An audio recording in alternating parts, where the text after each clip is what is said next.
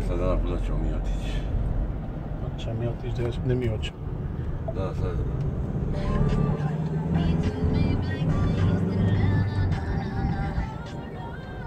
Čekaj, ovo je...